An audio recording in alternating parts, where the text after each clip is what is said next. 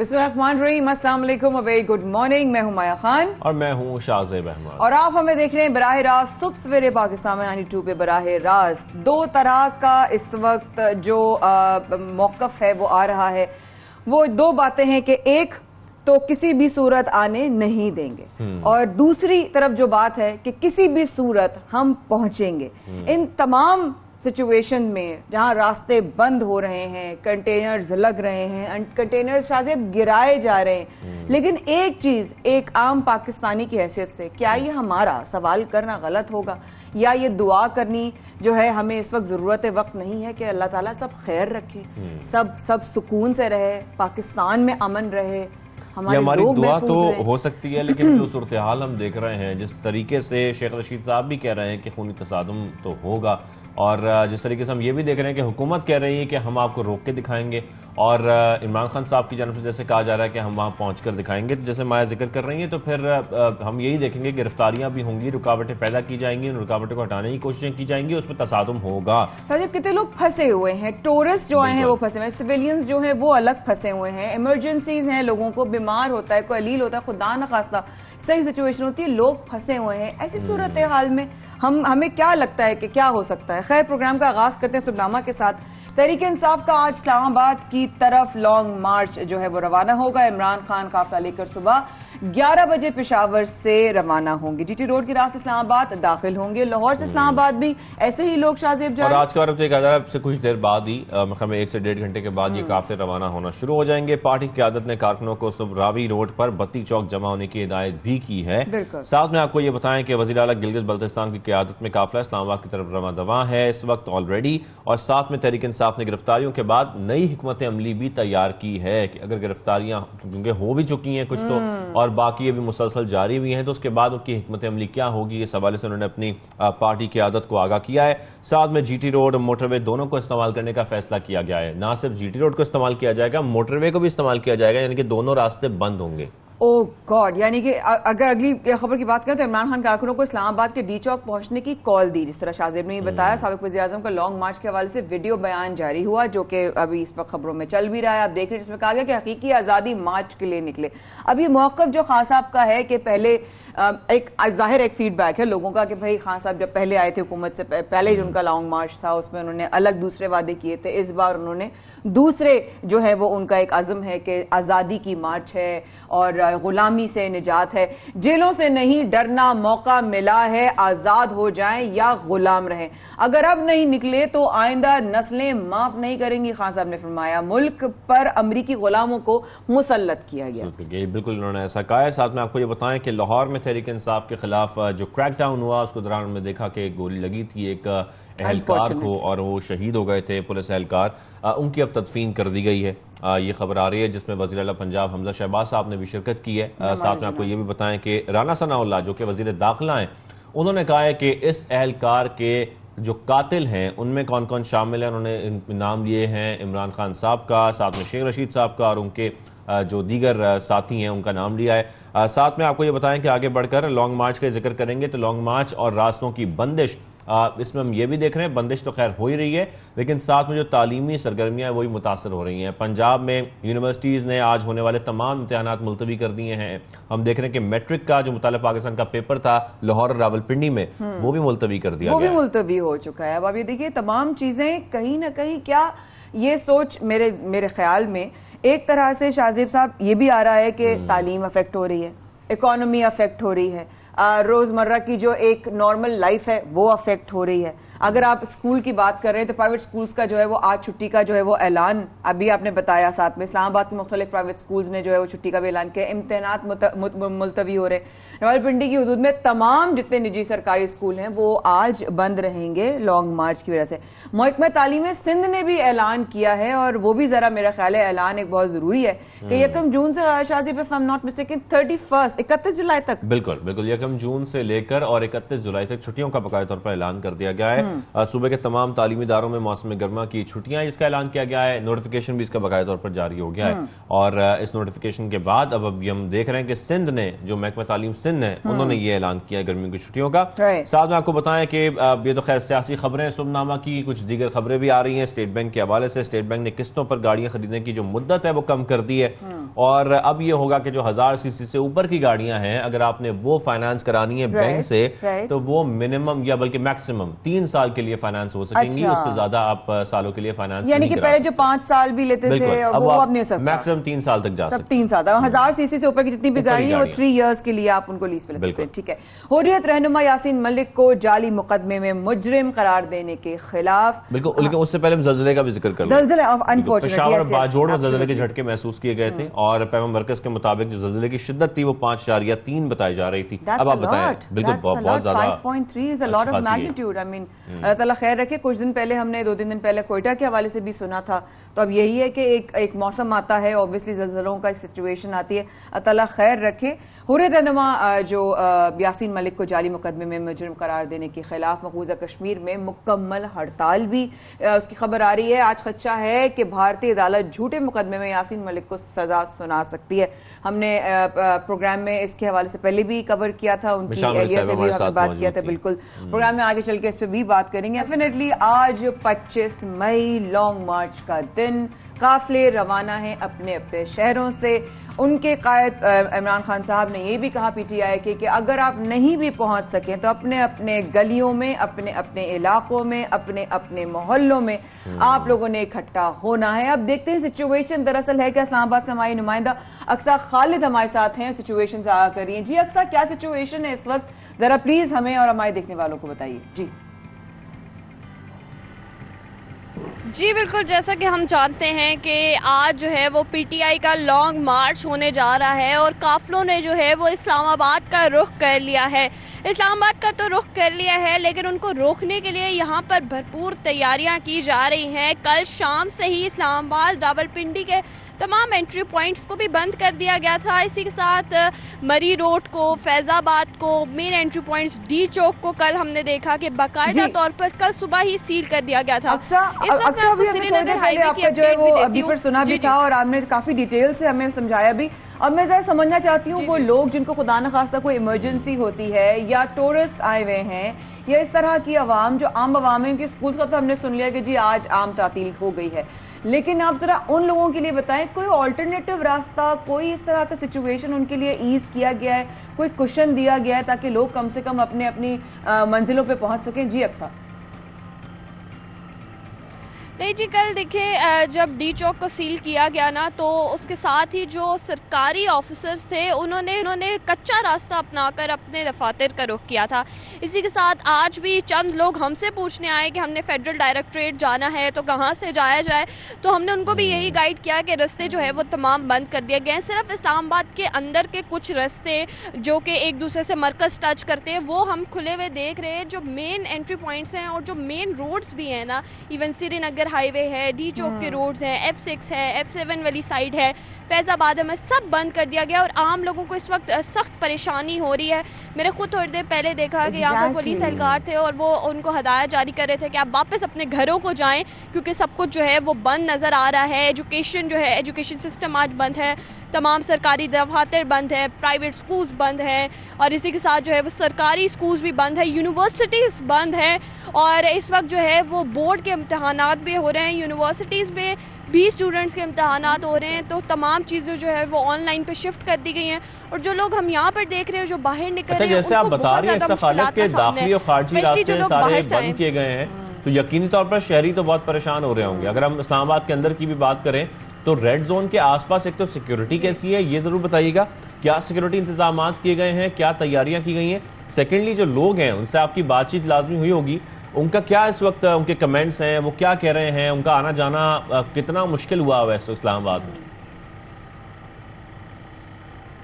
जी बिल्कुल, जो इस्लाम आबाद में लोग रह रहे हैं यहाँ पर, जिनकी रिहाइश यहाँ पर, वो इस वक्त जो है वो सख्त तंगी का सामना कर रहे हैं। रात से ही जो लोग अपने घरों को जा रहे थे, उनका ये कहना था, जब हमने उनसे कल भी बात की, उनका यही कहना था कि बहुत मुश्किल है, अभी से ही रास्ते बंद कर दिए हैं, हालांकि लॉन्ग मार्च तो कल है। और जब हम आज सुबह आए, जब आज हमने लोगों की सूरत हाल देखी, तो आज भी ये है कि जो लोग इस्लाम आबाद के अंदर रिहाइश है जिनकी, वो भी अपने घरों से बाहर नहीं निकल पा रहे, जिनको जो है वो हॉस्पिटल जाने, क्योंकि हमारा जो गवर्नमेंट हॉस्पिटल है, पिम्स अस्पताल का अगर जिक्र कर लूँ यहाँ पर, तो पिम्स अस्पताल लोग नहीं पहुँच पा रहे, क्योंकि जो मेन रोड्स हैं वो तमाम तर बंद कर दी गई हैं। इसी के साथ जो है वो लोगों को सिक्योरिटी के हवाले से अगर मैं आपको थोड़ा सा अपडेट करती चलूँ, तो कल तो सिक्योरिटी कुछ खास नहीं थी, लेकिन आज जो है वो पुलिस एहलकार यहाँ पर मौजूद हैं। तमाम जोन्स के, इस्लाम आबाद जोन्स के जो SSP हैं वो खुद यहाँ पर आए, मेरे सामने, मैंने खुद आंखों देखी ये बात है कि उन्होंने यहाँ पर खड़े होकर कंटेनर्स लगवाए बाकायदा तौर पर, और यहाँ से लोगों को वापस जाने का कहा। लगा दिए गए हैं, सख्त सिक्योरिटी है, जो इस्लाम आबाद पुलिस है वो सारे ये मामला देख भी रही है। साथ में जैसे कि बताया जा रहा है अक्सर खैरियत की जानिब से कि जो दाखिली और खारजी रास्ते हैं वो भी बंद किए गए हैं। अक्सर थैंक यू वेरी मच, आपने अपडेट किया, लेकिन शहरियों को परेशानी का सामना है। बिल्कुल, बहुत शुक्रिया अक्सर, आप हमारे साथ थी और अब हमारे साथ सीनियर तजज़ियाकार अदनान आदिल साहब मौजूद। अस्सलाम वालेकुम अदनान सर, गुड मॉर्निंग, कैसे हैं आप, खैरियत से? वालेकुम सलाम, गुड मॉर्निंग। मैं बहुत अच्छा हूँ और किसी हद तक तशवीश में मुब्तला हूँ कि मुल्क में जो कुछ हो रहा है ये कुछ अच्छा नहीं हो रहा है। एग्जैक्टली अभी आपकी रिपोर्टर ने जो बातें बताई हैं, इसी तशवीश का शिकार है अदनान आदिल साहब, और यही सारे, और मैं तो यही सवाल आपसे पूछूंगा कि जो इस वक्त हमारी मईशत का हाल है, आपके ख्याल में ये सब कुछ होना मुल्क के लिए नुकसानदेह है? परेशान करने वाला, बहुत ज्यादा नुकसान, सिर्फ नुकसानदेह नहीं है। हम तो तकरीबन दिवालिये पे बैठे हैं। अब सऊदी अरब ने कहा है कि ठीक है, $3 अरब जो वापस करने थे ना करो, तो 1 महीने की ऑक्सीजन मिल गई है, लेकिन इससे क्या होगा? हालात हमारे अच्छे नहीं हैं और ये जो इस वक्त मुल्क में गड़बड़ चल रही है इससे मजीद खराब होंगे, कारोबार को नुकसान पहुंचेगा, मईशत का पहिया जाम होगा। देखिए, इमरान खान ने जो एहतजाज की कॉल दी वो तो इस्लामाबाद के लिए थी कि वहाँ पे सब लोग जमा होकर बैठ जाएंगे और हुकूमत से मुतालबा करेंगे कि भाई वो इलेक्शन अनाउंस कर दे। उन्होंने पहिया जाम या हड़ताल इसकी तो कॉल नहीं दी थी, लेकिन हुकूमत ने तो पहिया ही जाम कर दिया पूरे मुल्क का। पूरे पंजाब में सड़कें बंद हैं। इस्लामाबाद की अभी आप सूरत हाल सुन रहे हैं, तो वहाँ पे आप ना सफ़र कर सकते हैं, ना ट्रांसपोर्ट एक जगह से दूसरी जगह जा सकती है।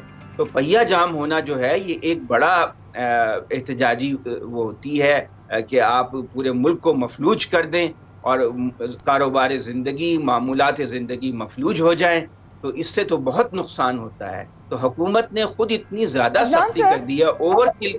जी एग्जैक्टली बात काटने के लिए माजरत, लेकिन ना सर वो वाली बात है कि अगर ये एक मैं ना बिल्कुल अनबाइस्ड होके आपसे भी बात करती हूँ ना, बिल्कुल जैसे हमारा काम भी ऑब्वियसली अनबाइस्ड होके, एक तरफ हम आज़ादी की आवाज़ सुन रहे हैं कि आज़ादी और जमहूरियत और गुलामी से निजात, एक तरफ अगर हम हुकूमती अरकान की बात सुनते हैं, हमें पाकिस्तान को तरक्की में लेकर आना है, हमें पाकिस्तान की ग्रोथ होनी चाहिए, हमें कर्जे जो हैं वो इजी होने चाहिए, हमारी इकोनॉमी बेटर होनी चाहिए, हमारे रुपये की वैल्यू बेटर होनी चाहिए। लेकिन सिचुएशन जो हो रही है इज इक्वल टू स्कूल्स बंद, रास्ते बंद, मुल्क बंद, गिरफ्तारियां हो रही हैं, पुलिस एहलकार शहीद हो रहे हैं।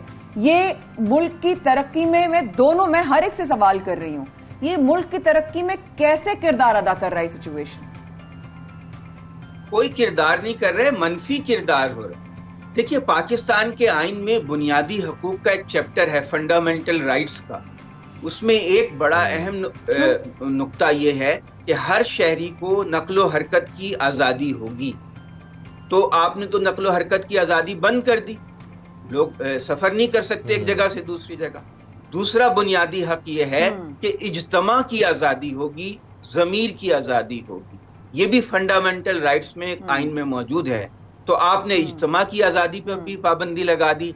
सड़कों पर आप तारकोल के ऊपर जो है वो शीशे के टुकड़े बिछा के सड़कों पे ऐसे कर रहे हैं कि जो सड़कें भी तबाह हो रही हैं और जो उन पे सफ़र करेगा उसके टायर भी तबाह हो जाएंगे, ताकि लोग एक जगह से दूसरी जगह ट्रैवल ना कर सकें।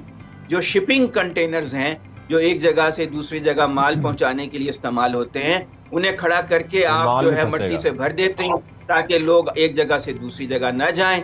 یہ تو بہت ہی غلط بات ہے. مولانا فضل الرحمان نے عمران خان کی حکومت بنتے ہی اسلام آباد میں بڑا دھرنا دیا تھا, کوئی پابندی نہیں لگائی گئی تھی, بڑا زوردار. اور عدنان صاحب جس طریقے سے ہم دیکھ رہے ہیں کہ یہ سب کا رائٹ ہے پروٹیسٹ کرنا, اور پرامن پروٹیسٹ کرنے کا کہا جا رہا تھا, دھرنا دینے کا کہا جا رہا تھا پی ٹی آئی کی جانب سے, لیکن یہ پرامن اب کیسے رہے گا؟ کیونکہ عمران خان صاحب تو اب یہ کہہ رہے ہیں کہ ہم جائیں گے, لازمی جائیں گے, پہنچ کے دکھائیں گے. دوسرا ہم کہہ رہے ہیں کہ ہم آپ کو روک کے دکھائیں گے. رانا ثناءاللہ صاحب یہ کہہ رہے ہیں. اس کا مطلب ہے کہ تصادم ہوگا, اس کا مطلب ہے کہ ڈنڈے بھی برسائے جائیں گے, روکا بھی جائے گا, گرفتاریاں تو آلریڈی ہو رہی ہیں, تو یہ تو پھر خونی تصادم کی طرف پوری سچویشن چلی جائے گی. تو پھر سچویشن ہم اچھی تو نہیں دیکھ رہے آنے والے 1-2 دنوں میں. 100% آپ نے بہت اچھا تجزیہ کیا ہے. بالکل ایسا ہی تصادم نظر آ رہا ہے, کیونکہ خیبر پختونخوا سے اگر فرض کریں 1 لاکھ, وہ تو 10-15 لاکھ کہہ رہے ہیں, لیکن اگر 70-80 ہزار لوگ بھی آ جائیں اور وہ جوش و جذبے کے ساتھ ڈٹ جائیں, تو سول انتظامیہ ان کا مقابلہ نہیں کر سکتی, انہیں نہیں روک سکتی.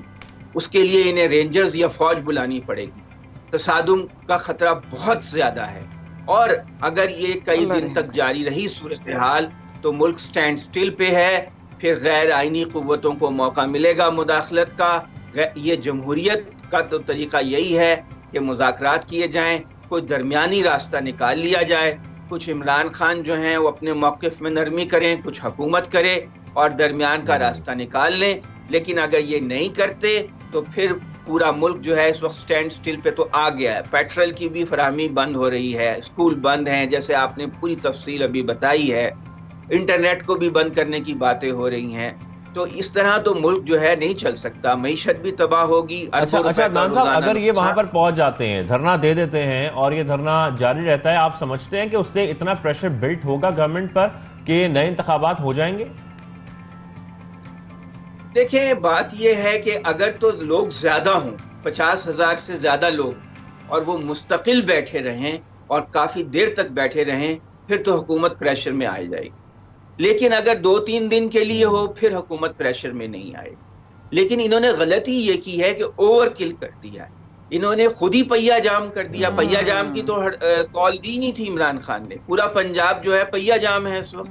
بالکل حکومت نے ایسا کیا ہے سڑکیں بند کر کے کہ ٹرانسپورٹ اب نہیں چل سکتی, تمام لوگ ایک جگہ سے دوسری جگہ نہیں جا سکتے.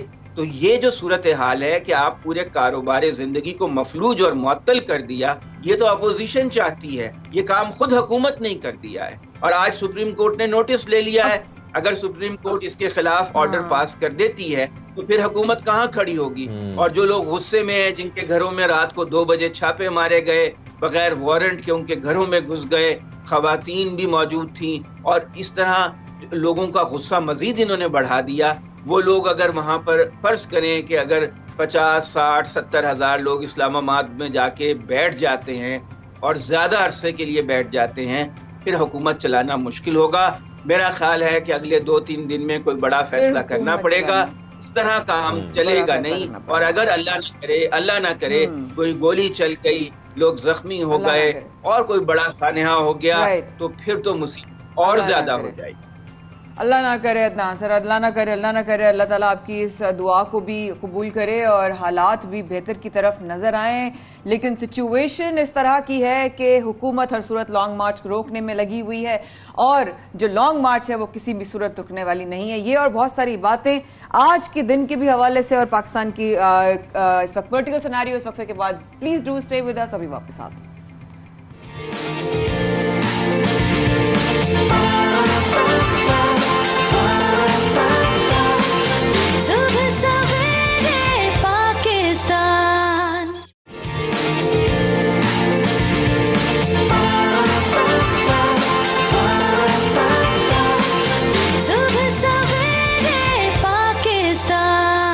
پھر ہمارے ساتھ آنے کا بہت شکریہ. شاہزیب اور مایا آپ لوگوں کے ساتھ صبح سویرے پاکستان میں i2 نیوز پہ براہ راست اس بات کو اور اس سوچ کو ہم نے وقفے میں بھی نہیں چھوڑا, اور ہم لوگ یہی ڈسکس کر رہے تھے کہ جو سچویشن اس وقت نظر آ رہی ہے واقعی پریشان کن ہے. ملک جو ہے وہ بالکل شاہزیب اس طرح رک گیا ہے, راستے بند ہیں. سب سے زیادہ پتہ ہے وہ سوچ رہی تھی بات, اس طرح اکثر بتا رہی تھی ہم اسلام آباد سے ہماری نمائندہ, کہ جس طرح کچے راستوں سے لوگ جا رہے ہیں تو کافی لوگ کچے راستوں سے نہیں جا سکتے. لوگ بیچارے مجبور ہیں, کیونکہ ظاہری بات ہے لوگوں نے دفاتر جانا ہے, روزگار کمانا ہے. تو آلریڈی مہنگائی اتنی زیادہ ہے کہ لوگ چیزیں افورڈ نہیں کر پا رہے. وہ کام کرنا چاہتے ہیں تو سڑکیں بند ہو جاتی ہیں, شہر بند ہو جاتے ہیں. لیکن خیر مختلف پوائنٹ آف ویوز ہیں جو ہم جان رہے تھے. عدنان صاحب بھی ہمارے ساتھ موجود تھے. لیکن اس وقت حکومت کیا کر رہی ہے, حکومت کی کیا حکمت عملی ہے, وہ جاننا بہت ضروری ہے. وزیر داخلہ صاحب رانا ثناء اللہ صاحب ہمیں جوائن کرتے ہیں. رانا ثناء اللہ صاحب آپ کو خوش آمدید کہیں گے صبح سویرے پاکستان میں. رانا صاحب اس وقت کیا صورتحال ہے, کیونکہ ہم دیکھ رہے تھے آپ کی جانب سے یہ کہا گیا مختلف شوز میں کہ ہم روک کے دکھائیں گے, عمران خان صاحب یہ کہہ رہے ہیں کہ ہم پہنچ کے دکھائیں گے. اس وقت صورتحال کیا ہے, کنٹینرز لگائے جا رہے ہیں, روکا جا رہا ہے, نہیں پہنچنے دیا جائے گا؟ دیکھیں ان دونوں جو بات آپ نے جن کا حوالہ دیا ہے اس کا آپ جو ہے وہ نیت بھی آپ دیکھ لیں اور مقصد بھی دیکھ. ہم کیوں روکنا چاہتے ہیں؟ یہ جو اسلحہ کا ذخیرہ برآمد ہوا ہے اب لاہور سے, اور ایک کسی طرح کی خبر تھوڑی دیر تک آپ کو اسلام آباد سے بھی ملے گی, اور ایک ٹائروں کا ذخیرہ جس سے میرا خیال ہے کہ اتنے ٹائر اگر چلے تو پورا اسلام آباد جو ہے وہ دھوئیں میں گم ہو جائے. تو یہ کیا مقاصد ہیں, یہ کس مقصد کے لیے جو ہے وہ یہاں پہ جو ہے یہ آنا چاہتے ہیں؟ اور اس یعنی ایک ایول ڈیزائن کو, اس فتنے اور فساد کو اگر اوائڈ کرنے کے لیے ہم اگر ان کو روکیں گے نہیں یا روکیں نہ, تو پھر آپ بتائیں کہ اس کی پھر کیا کو اور دوسری صورت کیا ہو سکتی ہے؟ نہیں رانا صاحب, میں بالکل ٹھیک ہے, آپ کا ایک اپنا ایک موقف ہے اور پوائنٹ آف ویو ہے, لیکن اجازت کے ساتھ اگر وہ لانگ مارچ کرنا چاہتے ہیں تو اس میں مطلب آزادی ہے, ہونا چاہیے, ہر دور میں لانگ مارچز ہوئی ہے. آپ کو نہیں لگتا کہ کرنے دینی چاہیے؟ اور اگر ہم روک رہے ہیں تو اس کی کتنا ہمیں بڑا نقصان ہو رہا ہے, راستے بند ہیں, ملک بند ہے, ادارے بند ہیں. جی رانا صاحب. نہیں دیکھیں, یہ اس کی ساری ذمہ داری ان لوگوں پہ ہے جو اس فتنہ اور فساد کو اپنا اس شہر جو کہ کیپٹل ہے پاکستان کا, اس میں داخل کر کے جو ہے وہ ایک افراتفری اور انارکی جو ہے وہ پھیلانا چاہتے ہیں. اب اس انارکی کو, اس فتنے کو جو ہے وہ روکنے کے لیے تو پھر یہ ساری چیزیں جو ہیں یہ کرنا پڑی ہیں. یہ کو ہم نے شوق سے تو نہیں کی. آپ ان کی گفتگو دیکھ لیں, یہ کہہ رہے تھے خونی مارچ ہے, یہ کہہ رہے تھے کہ لوگ اپنے آپ کو آگ لگا لیں گے.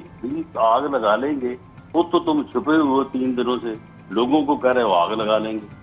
اور وہاں پہ یہ ہے ایک وفاقی اکائی میں بیٹھ کے وہاں پہ یعنی حکومتی وسائل کو بروئے کار ڈال کے, کیا پشاور کے یعنی کے پی کے لوگوں نے ان کو حکومت اس لیے دی تھی کہ آپ یہاں سے اسلحہ اکٹھا کریں, یہاں سے آپ جو ہے وہ صوبائی حکومت کے وسائل کو اکٹھا کریں اور وفاق کے اوپر چڑھائی کر دیں. یہ وزیر اعلیٰ جو ہے وہ خود اس کے ساتھ اس یعنی جتھے کا جو ہے وہ سرگنا بن کے آ رہا ہے, جو جتھا جو ہے وہ اسلام آباد کے اوپر حملہ آور ہو رہا ہے. تو اس صورتحال میں اس کے علاوہ تو ہمارے پاس کوئی آپشن نہیں ہے. کل یہ گئے ہیں اسلام آباد ہائی کورٹ میں, تو اسلام آباد ہائی کورٹ میں چیف جسٹس صاحب نے کہا کہ جی دیں ایفیڈیوٹ, آپ کوئی واقعہ جو ہے وہ نہیں کریں گے, وائلنس نہیں کریں گے تو آپ ذمہ دار ہوں گے. دوڑ گئے وہاں سے کہ جی ہم یہ نہیں دے سکتے. تو پھر اب اگر یہ نہیں دے سکتے تو پھر یہی کچھ جو ہے وہ کرنا ہماری ذمہ داری ہے, ورنہ کل کو آپ ہمیں پکڑیں گے کہ جی آپ ہاتھ سے ہاتھ ڈال کے کیوں بیٹھے رہے, آپ گورنمنٹ سے آپ کو چاہیے تھا کہ لوگوں کے جان و مال کی حفاظت کے لیے جو ہے وہ پھول پروف انتظامات کرتے. اچھا رانا صاحب آپ وزیر داخلہ ہیں, عمران خان صاحب بار بار ذکر کر رہے تھے کہ میری جان کو خطرہ ہے. ایک تو مجھے یہ ضرور بتائیے گا کہ کیا کوئی تھریٹ الرٹ ایسا جاری کیا گیا ہے کہ واقعی ان کی جان کو خطرہ ہے, ایسا کچھ ہوا ہے؟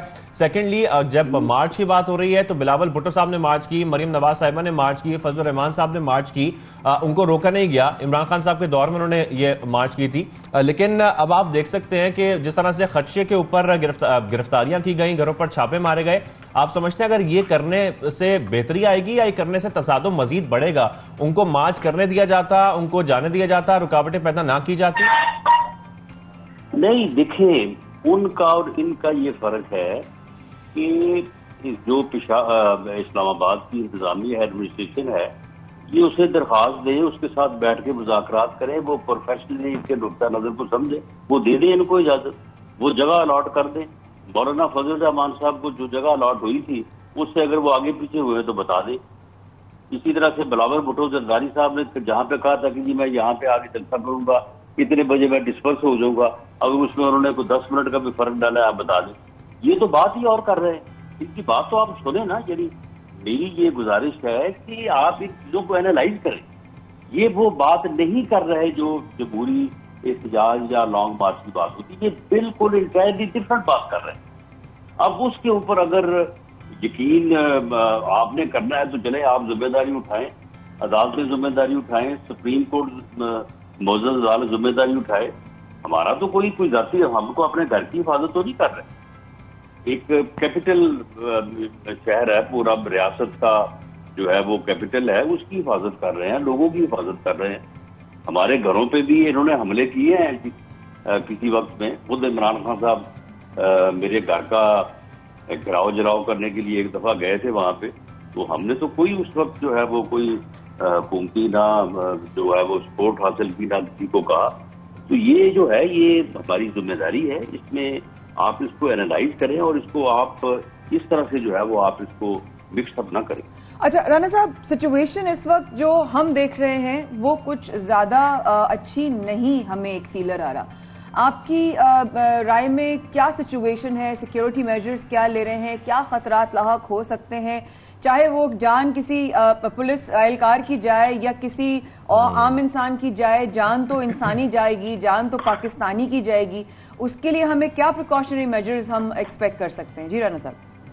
دیکھیں، ہم نے جو اسٹریٹجی ڈیزائن کی ہے وہ پروفیشنل لوگوں نے کی ہے، ہم نے تو صرف ان کو پالیسی دی ہے۔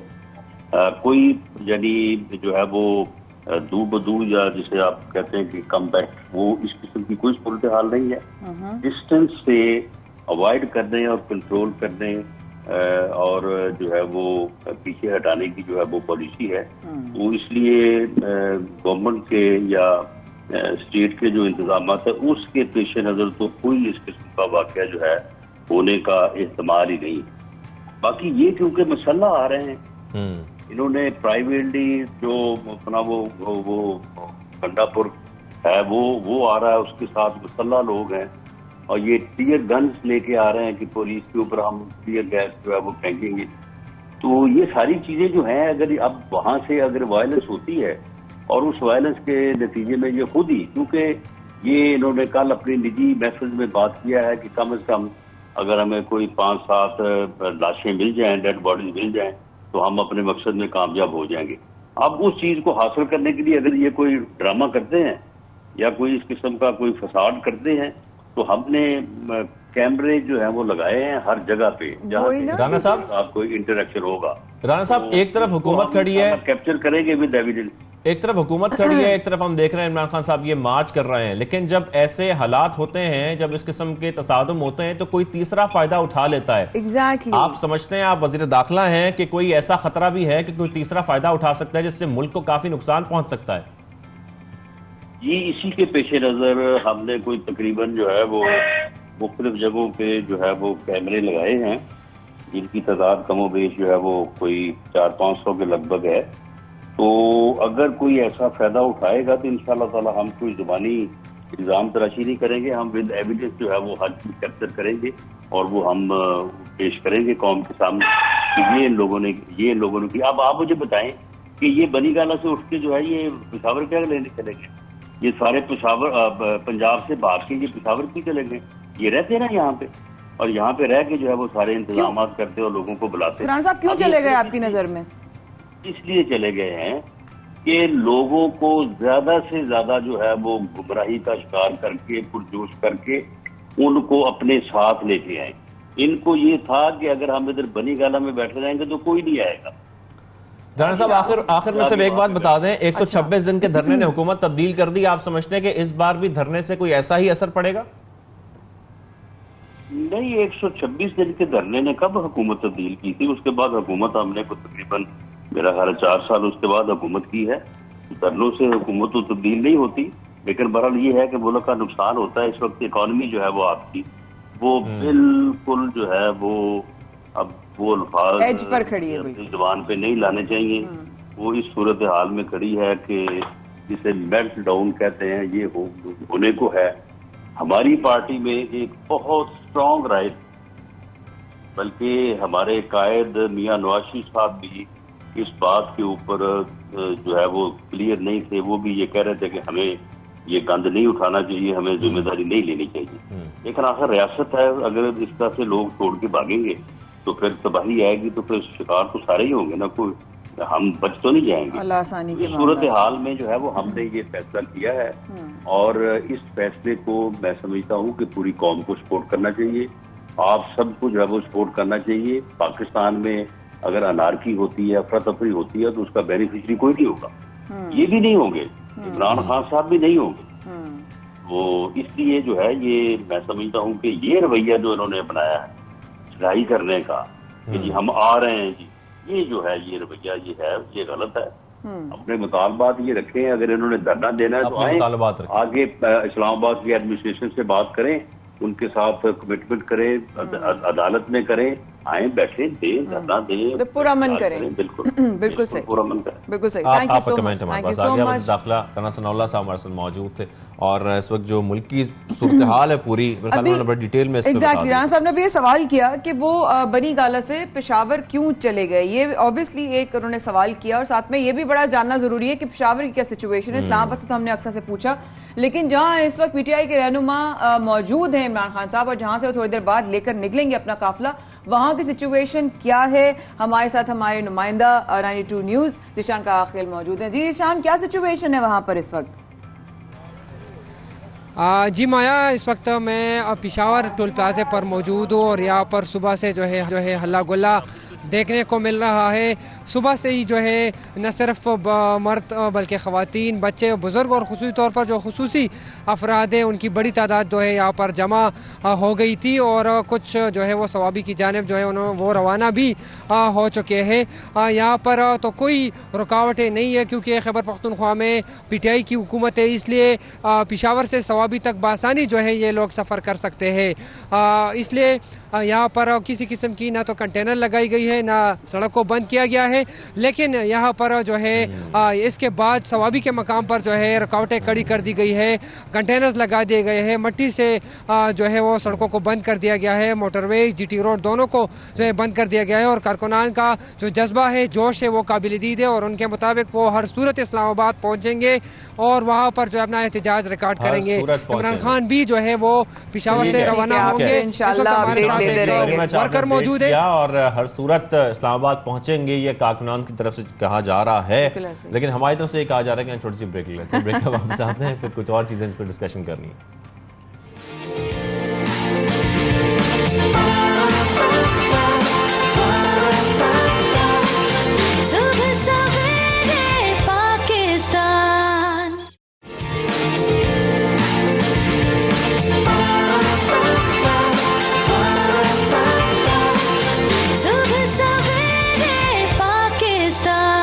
Welcome back. آپ دیکھ رہے ہیں صبح سویرے پاکستان، مایا خان اور شاہزیب احمد کے ساتھ. سیاسی صورتحال پر بات ہو رہی ہے. اسلام آباد کی طرف جو لانگ مارچ چل رہا ہے اس پر بات ہو رہی ہے. ریڈ زون میں ہم دیکھ رہے ہیں کہ وہاں پر سیکیورٹی سخت کر دی گئی ہے. ساتھ میں اسپتالوں کے لیے ہائی الرٹ بھی جاری کیا گیا ہے. لیکن اسی معاملے پر مختلف سیاسی پہلوؤں پر بات کرنی ہے. عثمان ڈار صاحب ہمیں جوائن کر چکے ہیں، پی کے رہنما ہیں، ان سے ہم بات کریں گے. ڈار صاحب آپ کو خوش آمدید کہیں گے. ڈار صاحب، رانا ثناء اللہ صاحب سے جب بات ہوئی تو انہوں نے کہا کسی صورت لانگ مارچ کی اجازت نہیں ہے. خدا نخواستہ ملک خانہ جنگی کی طرف تو نہیں جا رہا. آپ کیا صورتحال دیکھ رہے ہیں اوورآل؟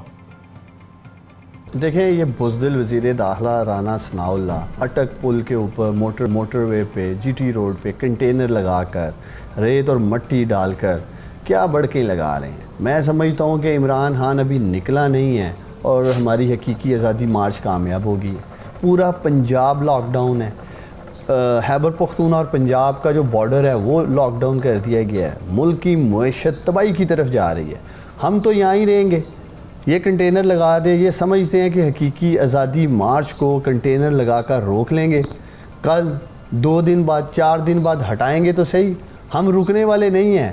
اگلے 10 دن کنٹینر لگا کے رکھو، 10 دن بعد اسلام آباد پہنچیں گے. صاحب، آپ کو نہیں لگتا ہے جو پکڑ دکڑ ہو رہی ہے یہ ملکی سیاست کے لیے خطرناک ہو سکتی ہے، اور اگر ہاں تو کتنی خطرناک ہو سکتی ہے؟ کہ اس طرح کی بدترین مثال ڈکٹیٹر پرویز مشرف کے دور میں بھی نہیں ملتی.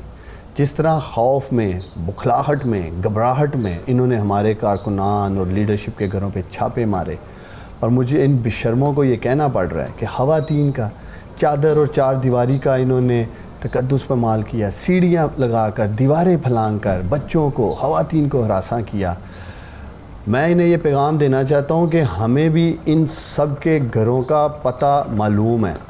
اس حد تک نہ جاؤ کہ پھر ہمیں بھی رد عمل کے لیے ریٹیلیشن کے کریں اور پھر آپ لوگوں کے بھی اہل خانہ ان سب چیزوں کو ڈاکٹر صاحب بھگتیں. اگر یہ پکڑ دھکڑ کا سلسلہ نہ رکا تو پھر پی ٹی آئی کی اگر ہم بات کریں تو آپ لوگوں کی طرف سے کیا سخت رد عمل آ سکتا ہے؟ آپ لوگوں کی کیا پلاننگ ہے؟ دیکھیں کتنے کے پکڑیں گے؟ پاکستان کی جیلیں کم پڑ جائیں گی، یہاں تو نئی جیلیں بنائیں. یہ پاکستان عظیم پاکستان نہیں، اور خاص طور پہ یہ نوجوان جو باہر نکلے ہیں، نہ یہ پریزنر وینوں سے ڈرنے والے ہیں، نہ ہی یہ جیلوں سے ڈرنے والے ہیں. اور اگر انہیں شوق ہے تو جیلوں میں بھی ڈال کے دیکھ لیں.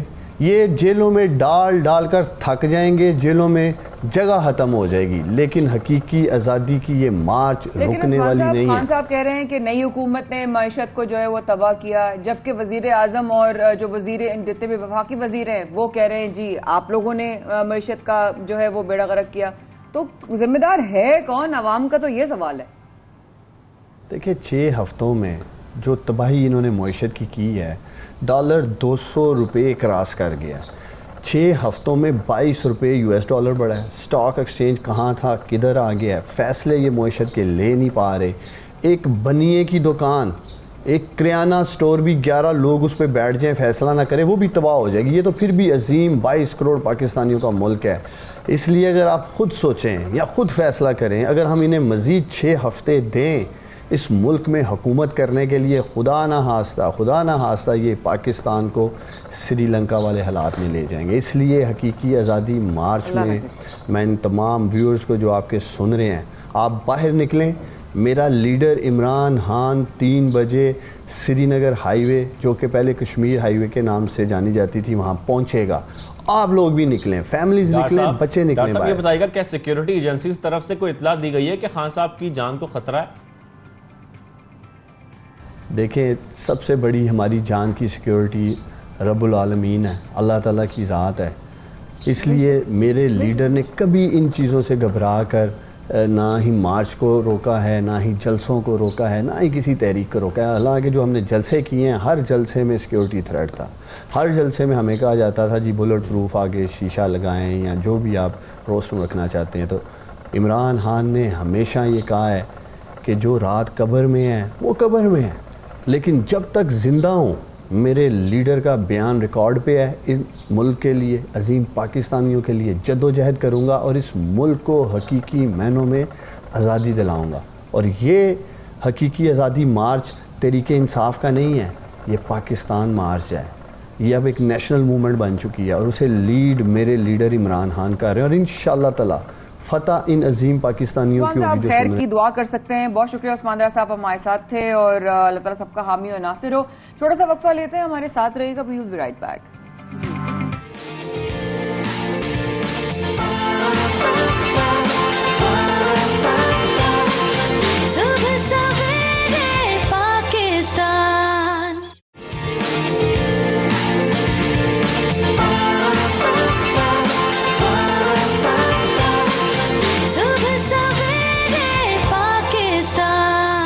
پاکستان میں شاہزیب اور ہمارے ساتھ رہنے کا بہت بہت شکریہ. شاہزیب آپ کون کون سے اسپورٹس کھیلتے ہیں؟ میں کھیلتا ویسے صرف کرکٹ اور باسکٹ بال ہوں، لیکن ایک ہمارا قومی کھیل ہے جس کو بہت اگنور کیا جاتا ہے، لیکن نہیں کرنا چاہیے ہمیں، اور مجھے اس کو دیکھنے میں بڑا مزہ آتا ہے، لیکن مجھے آبویسلی کھیلنی نہیں آتی. ہم ہاکی کی بات کر رہے ہیں، اور ایشیا ہاکی کپ میں قومی ٹیم بہترین کھیل پیش کر رہی ہے، جس پہ ہم بہت پراؤڈ فیل کر رہے ہیں. بہت اچھا لگ رہا ہے کیونکہ روایتی حریف بھارت کے خلاف تو میچ 1-1 سے برابر ہو گیا، وہ ہم سب نے دیکھا. لیکن اگر ہم بات کریں انڈونیشیا کی اور ہمارے شاہینوں کی، تو پاکستان نے ان کو 13 گول سے ہرایا ہے. 13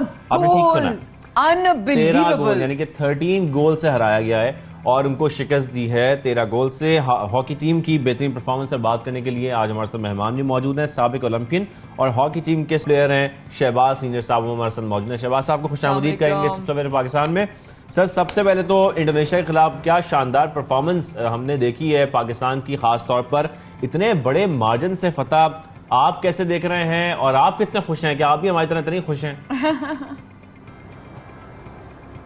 نہیں بالکل، میں شہباز سینئر کی پہچان تو آپ کو پتا ہے ہاکی ہے. اگر ہاکی نہ ہوتی تو شہباز سینئر آج سٹار نہ ہوتا، آپ کے سامنے نہ بیٹھا ہوتا. بالکل مجھے بہت خوشی ہے. ایشیا کپ ایکچولی آپ لوگوں کو پتہ ہے ایشیا کپ انتہائی امپورٹنٹ اس لیے ہے کہ اگر ہم اس میں اچھا رزلٹ پروڈیوس کرتے ہیں تو ہم آٹومیٹکلی ورلڈ کپ کے لیے کوالیفائی کریں گے, اور پاکستان کا کسی بھی میجر ایونٹ میں واپس آنا ہاکی کے لیے انتہائی ضروری ہے. بالکل ایسا ہی ہے. شاہد بھائی, اس طرح بھارت کے خلاف میچ 1-1 سے برابر, آپ سمجھتے وہ میچ بھی ہم جیت سکتے تھے, اس میں بھی مارجن تھا؟ نہیں, دیکھیں بات یہ ہے کہ انڈیا کی ٹیم جو ہے ورلڈ رینکنگ میں 3رے نمبر پر ہے, پاکستان کی ٹیم ورلڈ رینکنگ میں 17ویں نمبر پہ ہے. اس میں کوئی شک نہیں کہ انڈیا نے نئی ٹیم جونیئر لڑکے ٹرائی کیے, لیکن میں سمجھتا ہوں کہ یہ بڑا انکریجنگ ریزلٹ ہے جو پاکستان میڈیا لڑکوں کو انکریج کر رہا ہے, اچھے ریزلٹ کا شور کر رہا ہے. یہ بہت اچھی بات ہے, اس سے ہمارے بچوں کے پرفارمنس پہ مزید اچھا اثر پڑے گا انشاءاللہ تعالی. لیکن اگر ہم دیکھتے ہیں سر, ایسا ہے کہ بھارت سے ہم کھیل ان کے خلاف بھی بہت اچھا سکتے ہیں, لیکن ہم تھوڑا سا پریشر لے لیتے ہیں, اس لیے ہماری تھوڑی پرفارمنس جو ہے وہ شاید خراب ہو جاتی ہے. ایسا ہے سر؟ بالکل ایسا ہی ہے, بالکل ٹرو ججمنٹ ہے. اس کی وجہ یہ ہے کہ آپ انٹرنیشنل ایونٹ سے دور ہیں.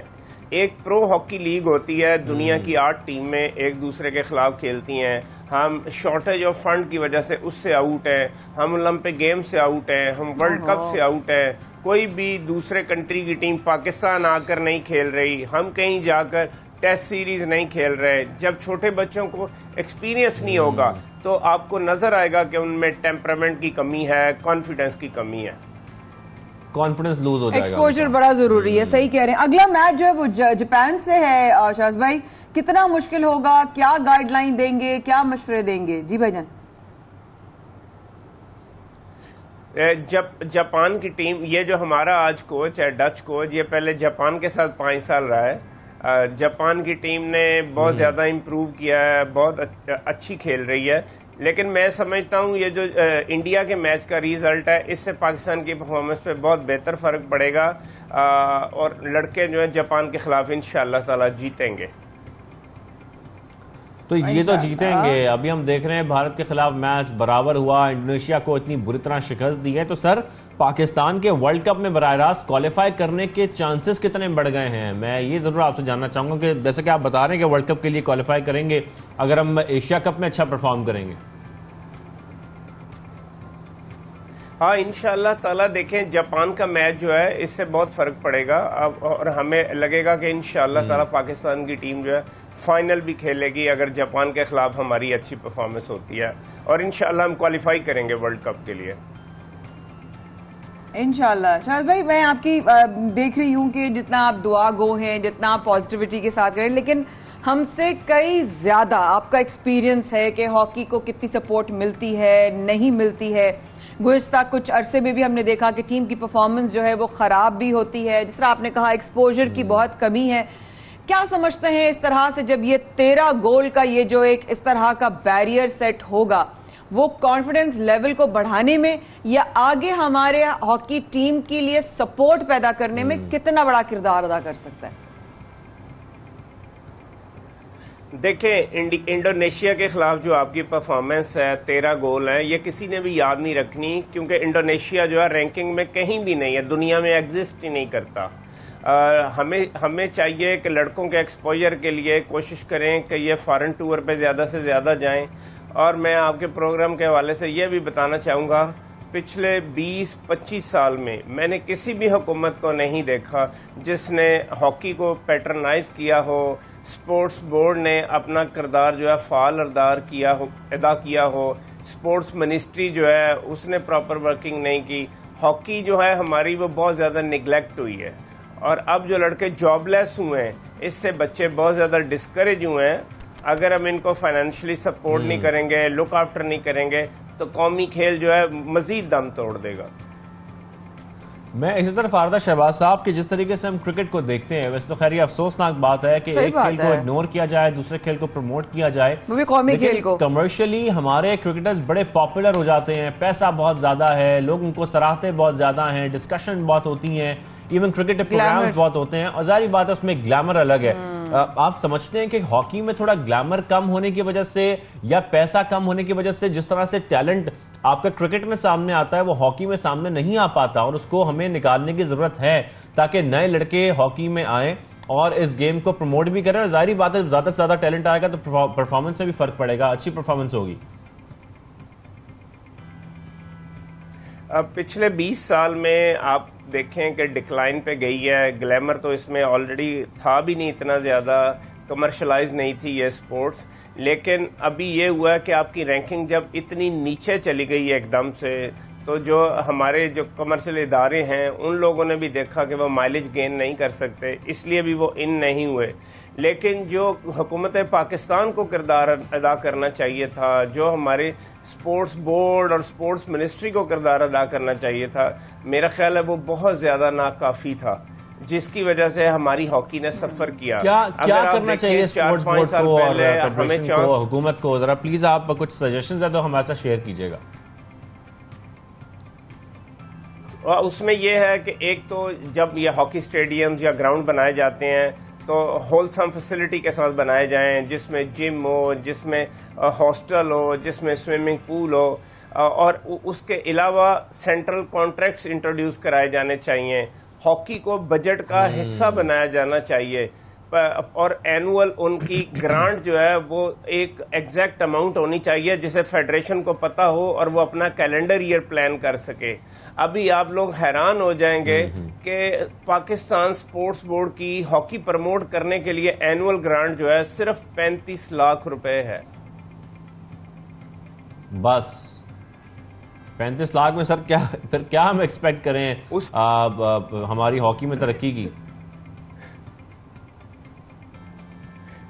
میں وہی کہہ رہا ہوں نا کہ کوئی پلان نہیں ہے حکومت پاکستان کے پاس کہ ہاکی کو ہم نے زندہ کیسے کرنا ہے۔ اگر آپ دیکھیں پاکستان جو ہے ہیروز کی وجہ سے پہچانا جاتا ہے، ہمارے کرکٹرز، ہمارے اسکواش کے لیجنڈ جہانگیر خان، جان شیر خان، اور ہمارے ہاکی کے سٹار 40 سال پرانے، ان کو آج بھی دنیا جانتی ہے صرف اس لیے کہ انہوں نے ہسٹری کریٹ کی ہے۔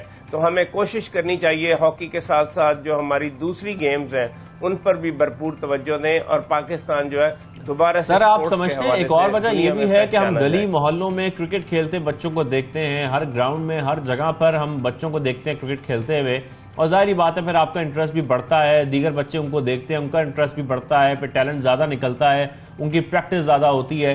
لیکن ہاکی کے لیے ہمیں باقاعدہ طور پر ایک جگہ چاہیے ہوتی ہے، ایک اسٹیڈیم چاہیے، یا کوئی اسپیشل آپ کا گراؤنڈ بنایا گیا ہو تبھی کھیلی جا سکتی ہے۔ تو اس کے لیے حکومت کو چاہیے کہ ایسے اسپیشل گراؤنڈز بنائے جائیں تاکہ بچے زیادہ سے زیادہ سے پارٹیسپیٹ کریں اور زیادہ ٹیلنٹ باہر آ سکے۔ اب بالکل ٹھیک ہے، ایکچولی کرکٹ میں اگر آپ دیکھیں، اگر آپ ٹینس بال کے ساتھ بھی اچھی کرکٹ کھیلتے ہیں تو آپ ویکنڈ پہ پیسے کما سکتے ہیں، ٹورنامنٹ میں پارٹیسپیٹ کر کے ارننگ کر سکتے ہیں، تھوڑا سا ایک میچ کھیل لیں تو آپ کاؤنٹی کرکٹ کھیلنے چلے جاتے ہیں۔ ہاکی میں یہ ساری اپرچونٹیز اب ختم ہو چکی ہیں۔ ہاکی ایک ایکسپینسو کھیل ہو چکا ہے، اس کا جوتا 15,000 کا ہے، اس کی ہاکی سٹک 15,000 روپے کی ہے، پراپر وینیو اویلیبل نہیں ہے، پراپر فیسلٹی اویلیبل نہیں ہے، اور کرکٹ کا کریز دیکھ کر ہر بچے کی کوشش اور خواہش ہوتی ہے کہ وہ جی ہاں میں ابھی آپ کی باتیں شاہزیب سے سن بھی رہی تھی، میرے ذہن میں ایک سوال آیا کہ آپ ذرا بتا سکتے ہیں کہ کون سے ملک میں یا کون سے ممالک میں ہاکی کو سب سے زیادہ سپورٹ دی جاتی ہے، یا وہاں پر کیا ان کا ایکسپوجر اور ارننگز ہوتی ہیں؟ میرے خیال میں ہالینڈ 4 سال رہا ہوں۔ ہالینڈ جو ہے اگر آپ 3 گھنٹے گاڑی چلاتے ہیں ایک کونے سے دوسرے کونے تک تو پورا ہالینڈ ختم ہو جاتا ہے۔ اس میں 2000 ایسٹرو ٹرف ہیں۔ ہر فیملی ممبر جو ہے اگر 2-3 ہاکی نہیں کھیلتے تو 1 یا 2 ضرور ہاکی کھیلتے ہیں، اور ویکنڈ پہ ان کے جو کلبز ہوتے ہیں انڈر 12 سے لے کر انڈر 60 تک، لڑکے لڑکیاں بچے عورت سب ہاکی کھیلتے ہیں۔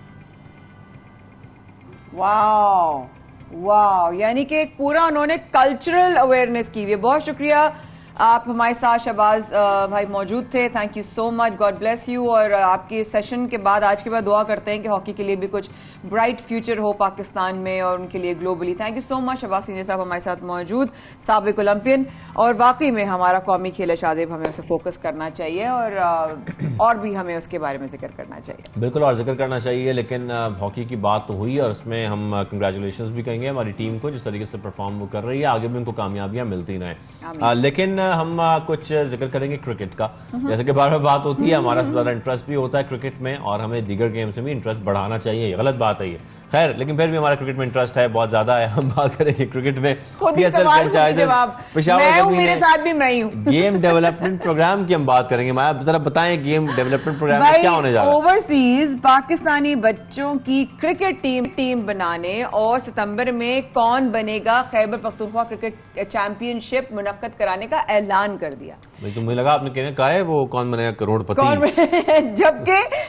جبکہ بیرون ممالک میں ٹرائلز بھی لیے جائیں گے. پشاور زلمی کی کوشش ہے کہ ارباب نیا اسٹیڈیم کو فعال کر کے وہاں پی ایس ایل کا ایک میلہ سجے. اور اس سے کتنا نیا ٹیلنٹ ابھر کر سامنے آئے گا, مطلب ایک بچہ ہوتا ہے. ایسے لوگ لک فارورڈ کریں گے جو نہیں بھی ہوں گے نا آس پاس کے, کہیں گے یار چلو یہ جو بہترین اقدامات اٹھائے جا رہے ہیں اس پر ہمیں بات کرنی ہے. اور ہمیں جوائن کیا پشاور زلمی کے ہیڈ کوچ اور سابق بالر محمد اکرم صاحب نے. السلام علیکم صاحب, کیسے ہیں آپ؟ امید ہے خیریت سے ہیں, ٹھیک ٹھاک ہیں؟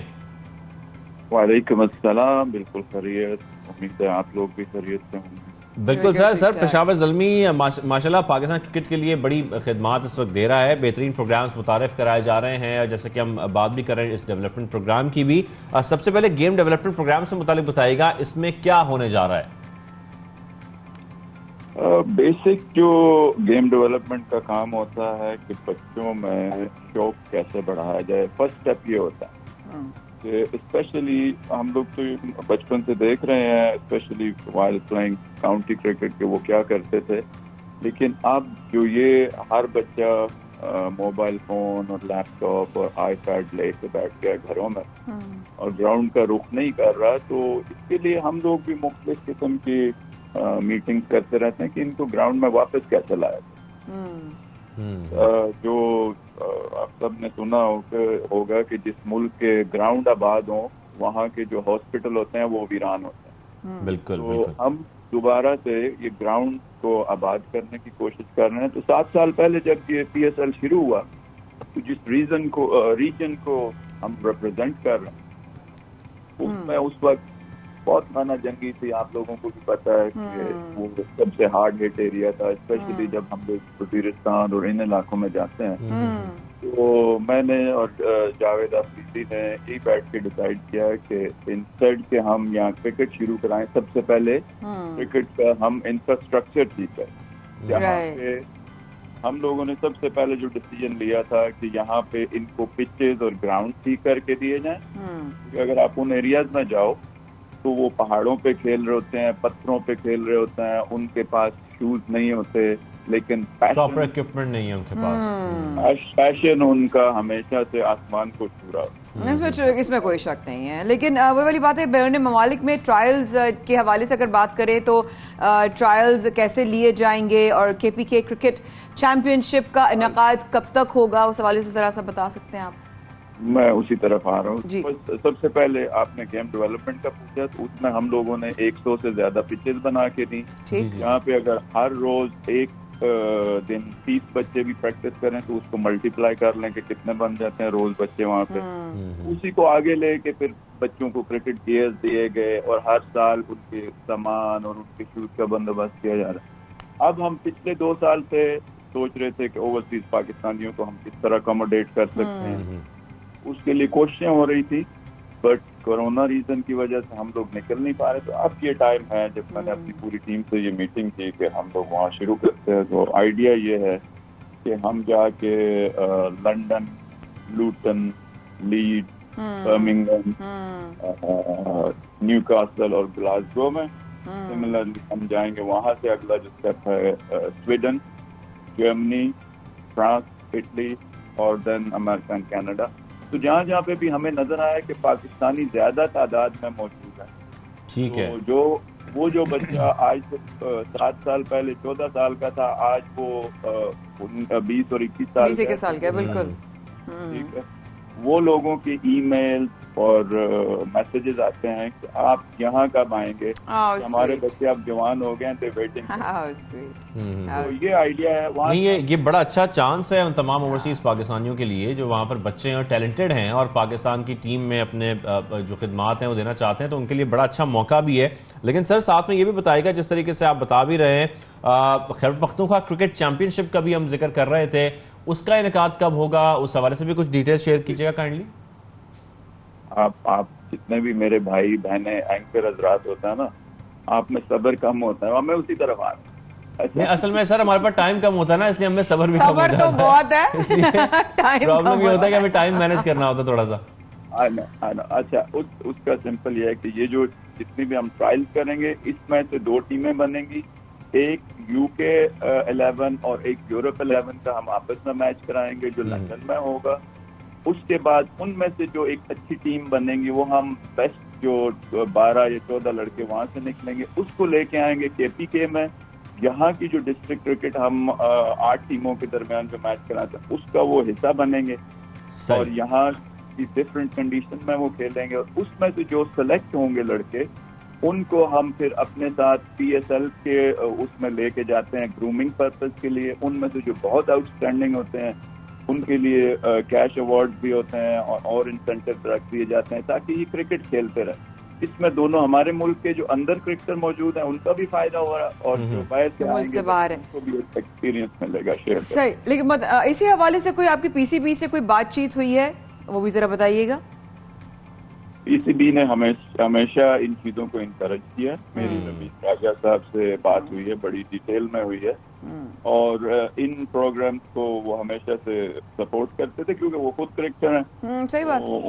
انہوں نے کہا ڈیفینیٹلی یہ چیزیں, کیونکہ ہم باہر کے دورے کرتے رہتے تھے, ہمیں پتہ ہے کہ وہاں کتنی ڈیمانڈ ہے, تو انہوں نے کہا بالکل یہ کریں اور آپ کھل کھلا کے کریں, ہماری جو بھی سپورٹ کی ضرورت ہے وہ ول ہیلپ یو.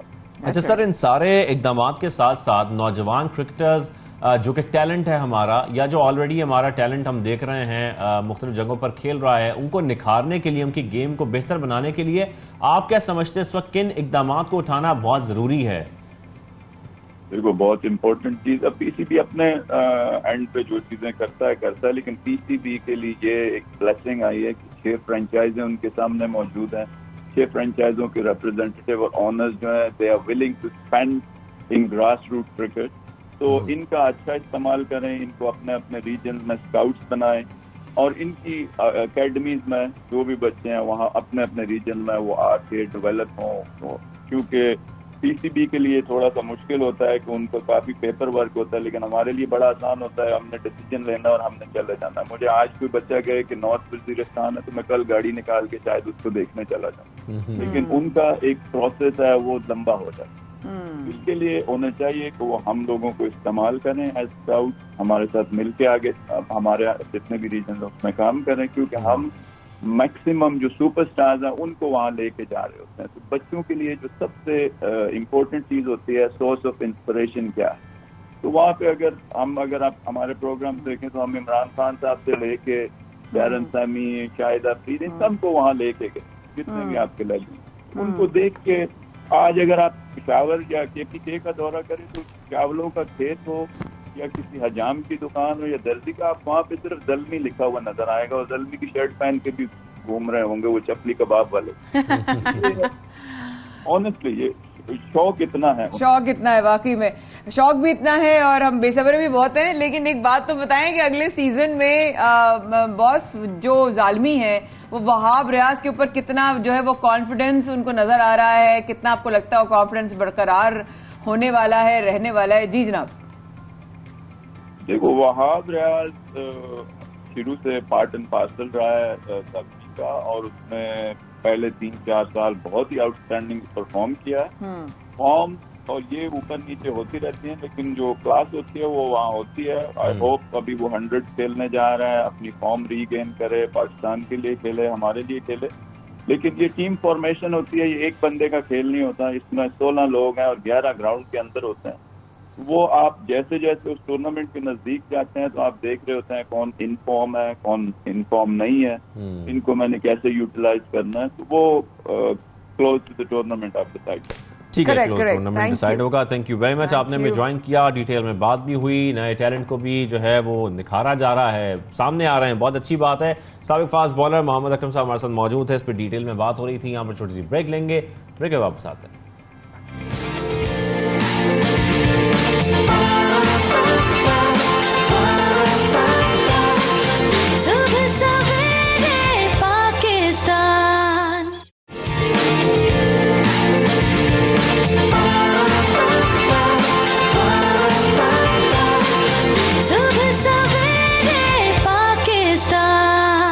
सवेरे पाकिस्तान में अब आपकी मुलाकात करवाते हैं एक ऐसे शख्स से जिसने इस्लाम कबूल किया, और वो कोई एक आम इंसान नहीं, वो एक बहुत ही जानी मानी सेलिब्रिटी, यूट्यूबर, सिंगर और साथ साथ बहुत मशहूर उनकी जो है वो शख्सियत है। लेकिन इस्लाम कबूल करने के बाद उन्होंने एक अलग ही शोहरत हासिल की है ना शाह साहब? बिल्कुल अलग शोहरत हासिल की है। यूट्यूब पर वीडियोस हम उनकी देखते रहते हैं, व्लॉगिंग देखते रहते हैं, और साउथ कोरिया से उनका ताल्लुक है।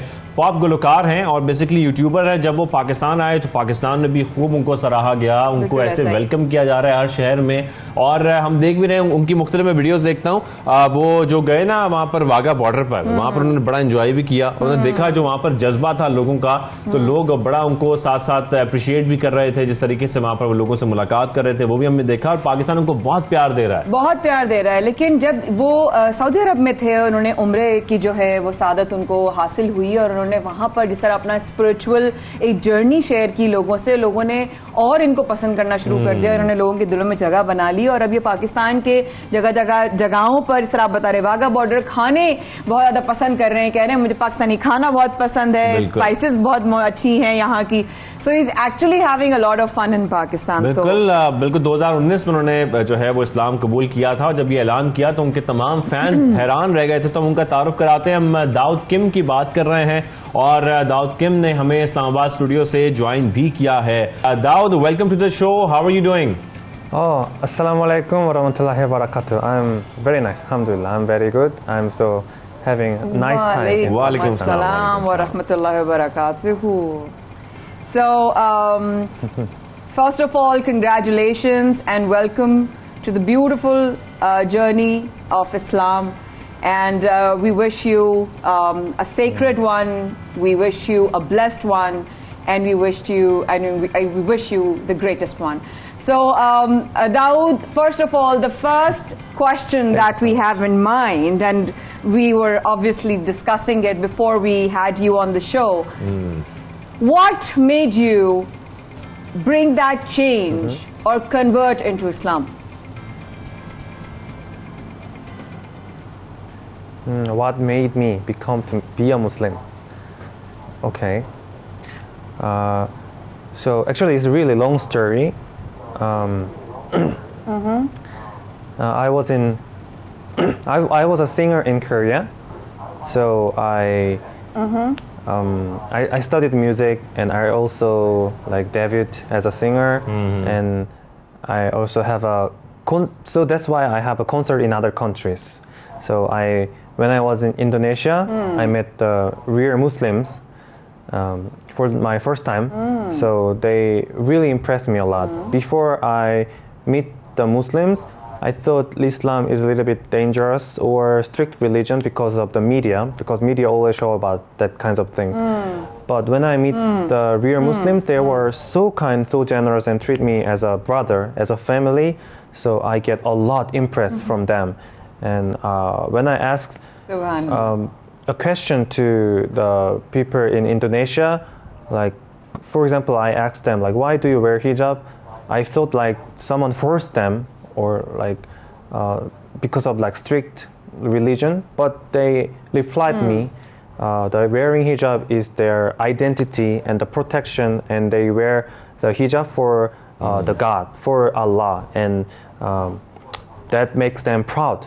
So I really curious. I was really interested about this religion. What makes them proud of this religion? So I get practice. I get start to read Quran, and I start to pray in the mosque, and I start to fast in Ramadan. So Kim, and slowly I get yeah, I get make my iman stronger. How nice. So Daud, I would like to know, would you, convey the message of Islam when you go back to Korea?